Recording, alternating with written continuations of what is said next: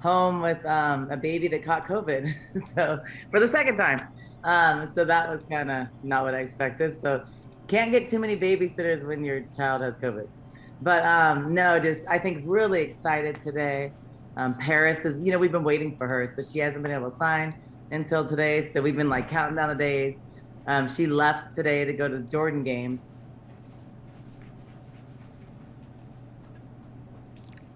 No. Oh no. Great offensive rebounder, and just something that a player that really fits us and is aligned with us culturally and in every way off the court, which was one of the biggest things with her. So you guys are gonna all love her, and she's a New York kid. How could you not love her? But we're really, really excited about her. Are they trying to get on the Zoom, or are they just watching the live stream on the Pac-12? All right, first question will go Jason Barr. Jason? Yeah, hi. What can you tell us about Paris's team? Can you describe it? And also, how does she fit in well with Kaylin Gilbert? Okay, bye. Yeah, so they all fit really well because they're different. I'd say Kaylin she's a scorer, but like shoots it a little bit more. I think in the open floor, Paris gets to the rim a lot at a faster pace and just really athletic, which they both are. But I'd say Kaylin shoots it probably a little bit more consistently from the outside. But then I think defensively, Paris she's athletic like Shayna, and has a nice pull up, and she's a really incredible offensive rebounder. So I think all those things defensively fits with us. She can also shoot the three and score. In the open court is great, like what we do when we play fast. So just fits with us in every way. And I'd say Kaylin, they can play together. They're not going to be competing for the same spot because they're different players. So I see them playing together. I even see Shayna, Kaylin, and Paris playing together too. So I think with different combinations, Kaylin can also shoot it, spread the floor. They can both play the one or the two. So I think a really good dynamic backcourt together. Hope everybody feels better. Yeah, thanks. PJ Brown. PJ. Hi. First of all, hi Capri. I hope you feel better. She's right here. She's eating nice. She was supposed to be sleeping, but hi Capri. Wow. So we saw a little bit of Paris in the McDonald's All-American game, and she blocked a shot from Maya.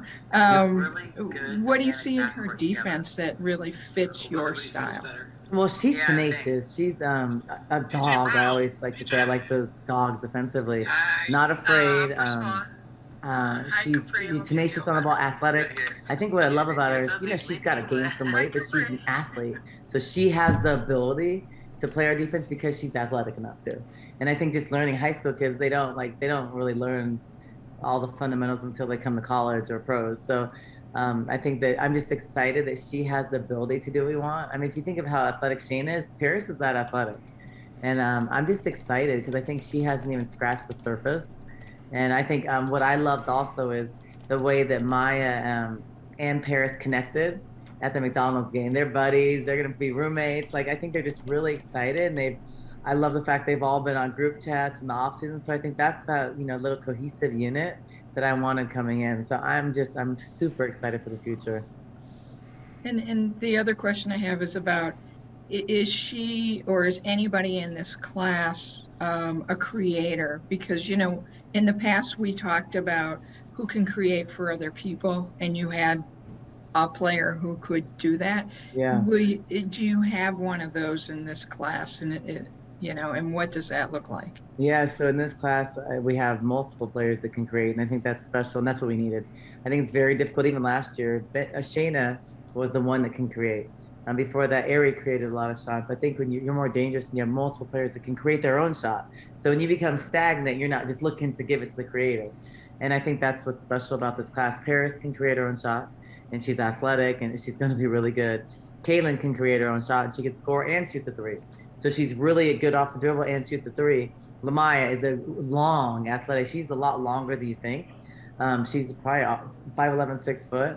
But long arms, really good defender already. So she can slash and get an open court and create her shot. And then Maya, she's a post player, but she's a skilled post player. So I think all those players can score. I think the problems that we've had in the past is there's maybe one or two people on the floor that can score. And then so everybody just, we passed up a lot of shots. And moving into this year, I'm really excited because there are going to be a lot of different scorers, and we need that to be successful because, it's hard as a coach when you have, some lineups where you're really good defensively and you can play defense and, you want to play defense, but then you have a tough time on the offensive end. And then vice versa, you have an offensive unit that can play offense, but then has a tough time stopping anybody. So as a coach, what you want is good defensive players that can also score. And it may be different ways to score, but you want to be able to score the ball because it's difficult playing any offense or running any scheme when half the team isn't guarded. So we won't have that problem now. Knock on wood, right? All right, we'll kick it over to Kim Doss. Kim. I can't hear anything.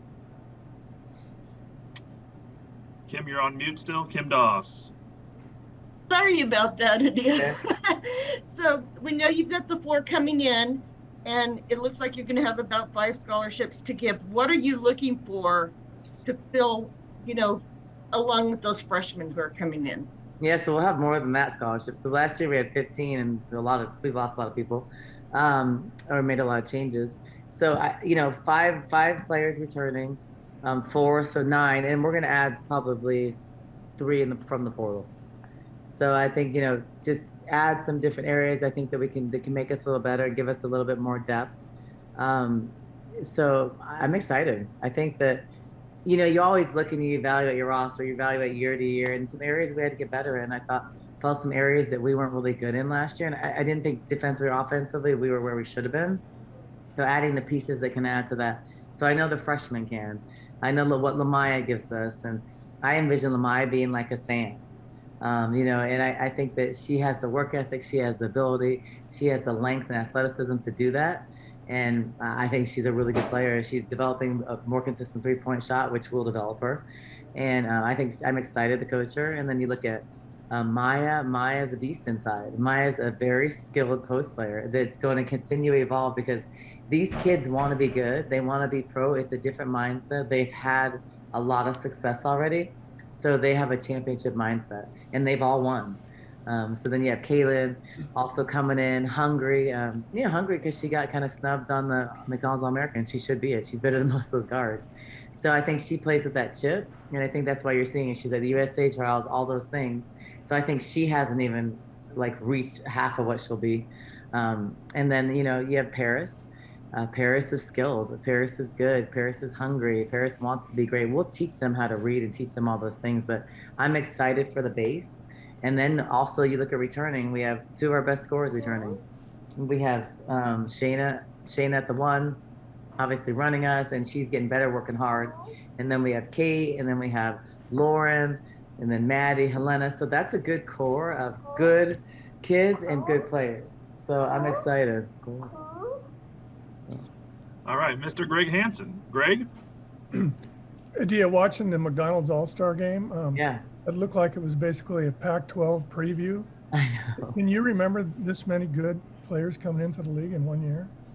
Gosh, well, it's so much different. I actually don't, but we didn't have a McDonald's game or anything, so no, I don't. But I'm excited because honestly, with thinking of last year and how the league was, I felt like that we were down a little bit. A lot of that was because of injuries and different reasons, but I felt like the SEC was really shiny and we weren't.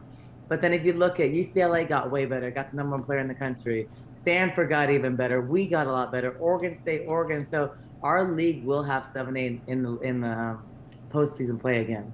But I think last year was just kind of a unique year.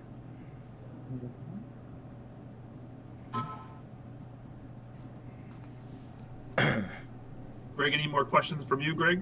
I'm good, thanks. Okay. Jason Barr, we'll go back to Jason. Jason? Yeah, it is not easy to make a WNBA team. You had a player last year who was drafted and didn't make the team. What advice are you giving Sam? Well, Sam, so I was Agent Barnes for the last couple of weeks. It was actually fun because most of my friends are like coaches or GMs. So I was hoping there was a chance that she would possibly go in the 3rd round. And I was trying to rally for it, but I knew it'd be hard. But in some situations, it's better to be a free agent because then you can choose where you want to go. So as of last week, I had her in 5 camps. And so I had promises from some really good friends, coaches and GMs. And I was like, okay, but I wanted to get her in 5 to make sure she was going to be in 1, but there was a lot of interest. And then we felt that Phoenix was the best for her. Diana Taurasi really liked her, and Vanessa Nygaard, who's a new coach I've known since we were 15. And she really liked her and liked what Sam does, and they need a shooter. So we thought it's perfect down the road. If she makes it to exhibition, then she'll have a lot of Tucson fans. So, and they need a wing that can shoot it. So I felt like that was a really good situation, and Sam's really happy with it. So regardless of what happens, it only benefits her. It's a great experience. You see what you have to work on. You kind of see where you're at. And she wants to go overseas anyway. So she makes the WNBA. It's a great plus. She's living out a dream. If not, she can go overseas. She can always try to go back to the WNBA. But either way, it's a win-win. And I think it's a tremendous experience. I'm really happy that she got it.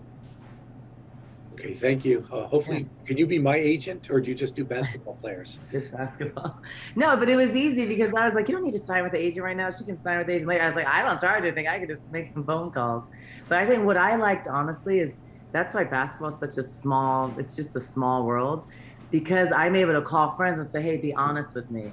Does she have a shot there? I think that's the honesty, because I'm not trying to sell a player or make money off getting someone in there. So I like the fact that I could call and get the truth.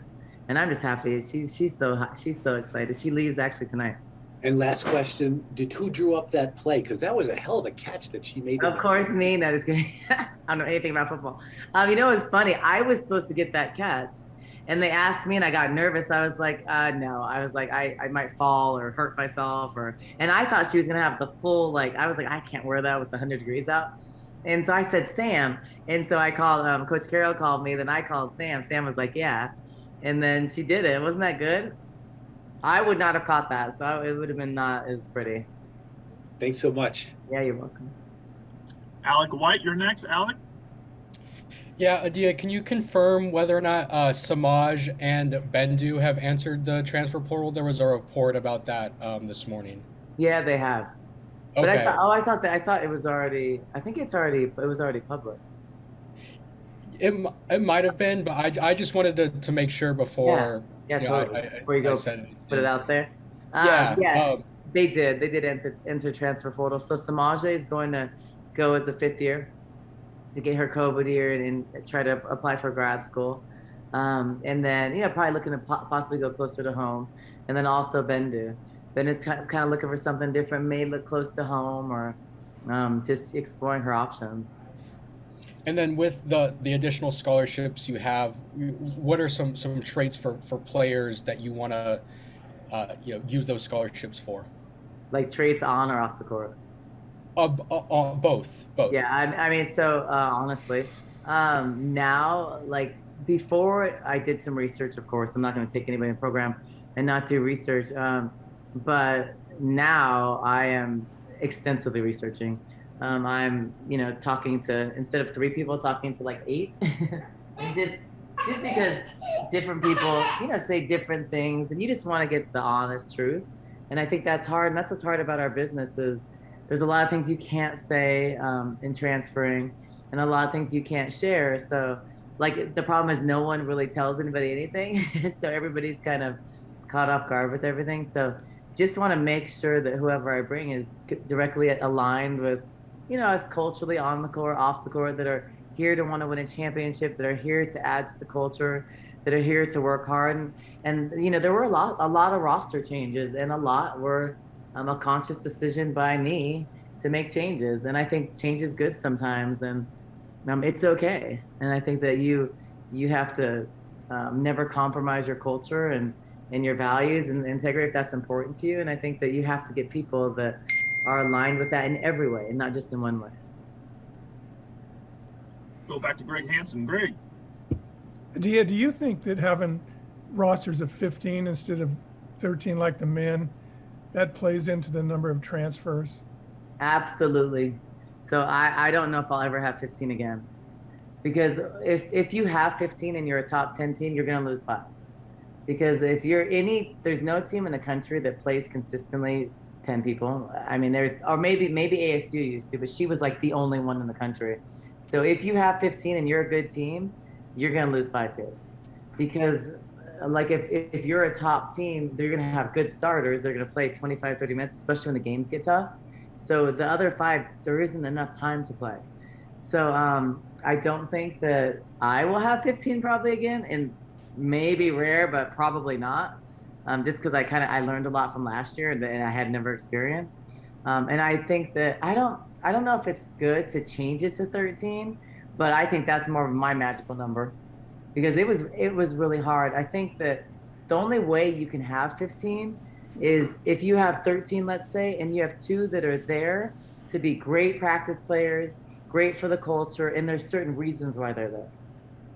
But not expecting to play, because the problem is when you have 15 players, you have 15 players that expect to play. And it's very difficult for every coach. So that's why most other experienced coaches that have been doing it for 20, 30 years would never have 15 players. And me, Miss 6-year coach, thought it was okay. But it was not okay. Didn't work for me. And honestly, and I care. So it was really hard for me. Like, I care about how people feel. I wanted people to stay engaged and motivated. So it was like a stress for me thinking about how to play people. And it was a stress for me in the non-conference to because sometimes there literally wasn't enough minutes. You think about how many 5s we had. There was times that I wanted to play Samaje. And if I gave Nettie or some other people some experience, there wasn't enough minutes. Because 2 5s couldn't play together. So, and players don't understand that stuff. They just see that they're not playing, or they just see the results, but they don't understand the process. And it was hard for me to kind of deal with that. And then people if they're not playing, it's natural that, you're just checked out by the end of the season. So, which is normal if you're working hard, play. I get it because I was a player, but it's difficult to manage all that. And I think you already have enough stuff to manage as a coach. And I think that's just something that's very hard to manage. Did your EuroLeague teams have 10, 12, 15? You remember? I've never been on a team in my life with 15 players, which I should have thought about that from being a player. I would say my EuroLeague teams had 11, 12 maybe. And usually the last 2 or 3 were really young kids that were just getting experience. They were building for the future. So those young kids were never unhappy because they were happy to be there. And they were in the club since they were 15 or 16. So they were getting groomed for the future. So completely different. Thank you. Yeah, you're welcome.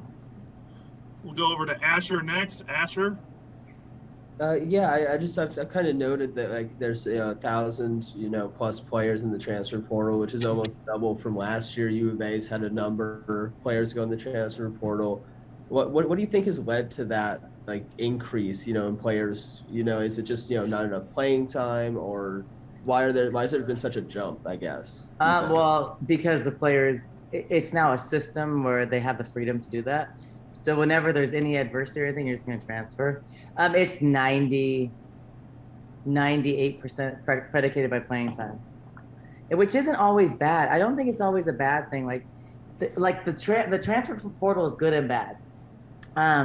Hard in a sense that as a coach, so you're dealing with a couple things. You're constantly recruiting your own kids.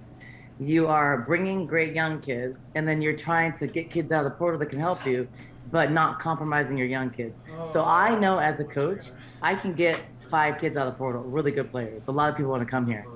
But I'm not going to do that, because if I do that, it's going to compromise my young kids. So the balance of winning, but then I'm invested in these 4 freshmen. And so finding a way to win and to get better, to go that next level, still get those freshmen and players experience, and then having a portal or 2 or 3 players that can add to your success.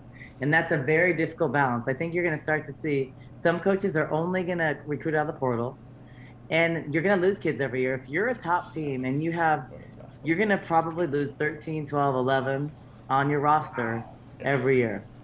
I think you are, because the players that play 10 minutes, if they're a freshman, they want to play, they don't understand why I'm playing 10 minutes on a top 10 team, because most don't have an honest evaluation of themselves. So they think they should be playing 20.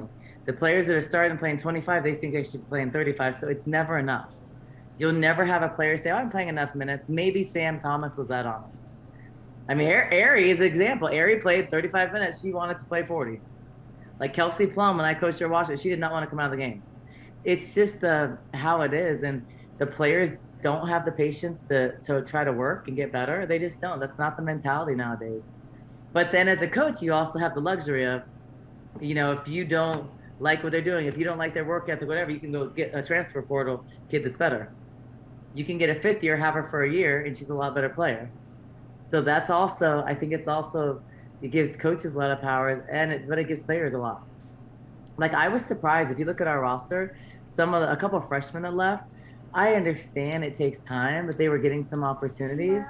But you need to have patience when you're on a top team. Patience when you're on a top team and get better and work. And I think that kids don't have that patience. Awesome. Thank you, and hope you guys feel better. Thank you. Well, I'm okay. I don't have COVID, thank goodness. It's just hurt. All right, we'll go back to Kim one last time here. Kim? Adia, after the North Carolina game, you said there were things you should have nipped in the bud during the season, and they seem to be both on court and off court from what I'm gathering here. Is that the case? And yeah, and that's more like there was just stuff like I coached this year that I wasn't used to. I'd say the attitudes probably. That like I think that probably weren't nipped in the bud early that should have been. And I was trying to, but I also was trying to give grace and be patient and stuff. But yeah, I think probably that. Maybe a couple things on the court, but not really that. I think it was just more mentality and attitude. Like some of the stuff that happened this year wouldn't have happened last year with some of our veteran players. All right, that's it for all the questions. Okay. Thanks everyone for attending. All right, thanks you guys.